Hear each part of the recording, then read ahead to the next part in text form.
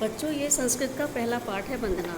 जिस तरह से गद्य में पाठ हैं, काव्य में पाठ हैं, तो हमारे हिंदी में कुछ पाठ गद्य के हैं, कुछ काव्य के हैं और कुछ संस्कृत के हैं। तो अब ये संस्कृत का पहला पाठ शुरू हो रहा है, तो आप इसे ध्यान से सुनिए। इसमें 5 मंत्र हैं, ठीक है। इसमें ऊपर लिखा हुआ है, कुछ यजुर्वेद के हैं, कुछ ईशावास्योपनिषद के हैं, इसी तरह से हैं। तो पहला जो हमारा मंत्र है, विश्वानि देव सवितः दुरितानि परासुवा यद भद्रम तन्न आसुवा, ये बहुत प्रसिद्ध मंत्र है। ये सूर्य देवता को समर्पित है। तो भक्त सूर्य देवता से कहता है, हे सूर्य देव, विश्वानी माने सारे, दुरितानी माने पापों को, परासव माने नष्ट कीजिए।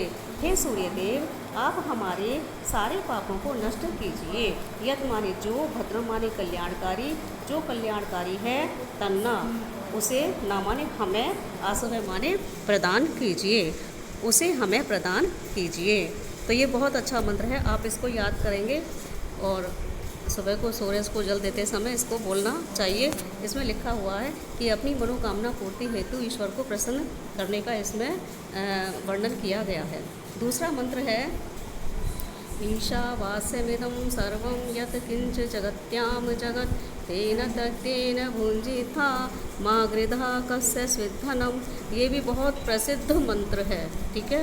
इसमें ये बताया गया है कि ईश्वर कण कण में व्याप्त है।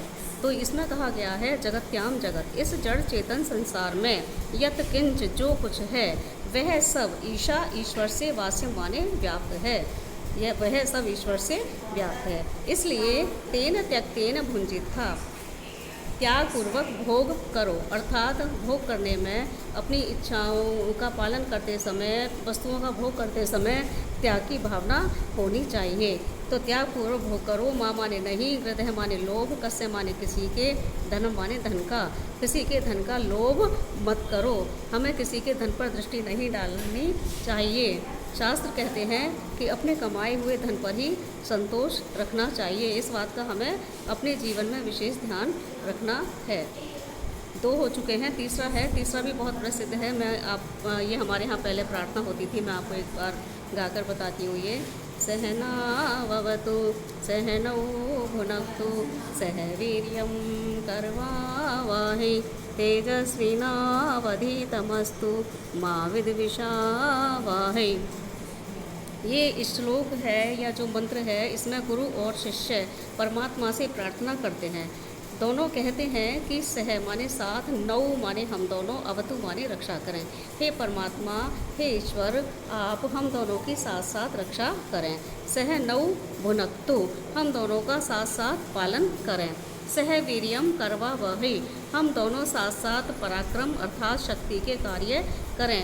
तेजस्विनौ अधीतम अस्तु, हम दोनों का अध्ययन, हम दोनों की पढ़ाई लिखाई तेजस्वी हो, तेजवान हो।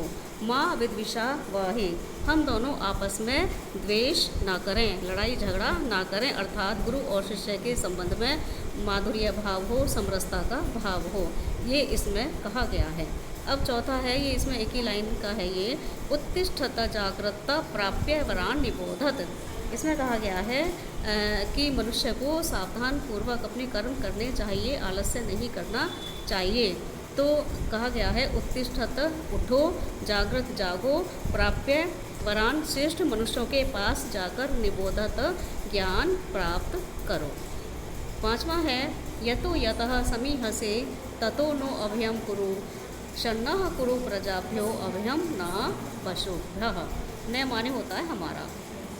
ईश्वर से निडरता मांगी गई है कि हमें निडर करो, अर्थात हम किसी से डरे नहीं, क्योंकि डरता वही है जो गलत काम करता है। जो मनुष्य सच्चाई के रास्ते पर चलता है वो कभी नहीं डरता। तो इसलिए अप्रत्यक्ष रूप से इसमें यही कहा गया है कि हम हमेशा सत्य के मार्ग पर चलें, आप हमें ऐसी शक्ति दें।